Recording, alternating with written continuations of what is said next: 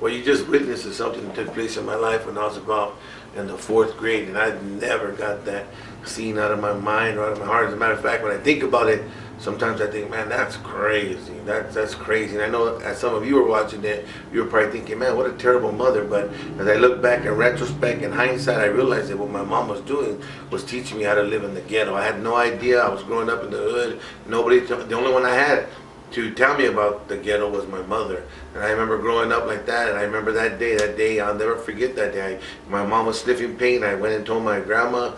My grandma came, she jumped off the car, began to scream at my mom and tell her things in Spanish, different words in Spanish, bad words in Spanish, telling her what a bad, terrible mother she was. But I can remember that my mom wasn't really paying attention to my grandma. She was looking at me, and I knew by that look that I was going to be in trouble. And sure enough, as soon as my grandma left the scene, my mom bopped me right in the jaw. I rolled, and after that she was kicking me and all the way to the front door. Then she slammed me through the door, and then next thing I know, she's kicking me and socking me, and I can tell that my lip is bleeding. I'm thinking, why is my lip bleeding? Why is she beating me like this? What's going on? And I'm in the fourth grade. I'm a little kid, and all of a sudden she stops and she says, "This is what happens to snitches." And it was that day that I learned that you don't snitch in the ghetto.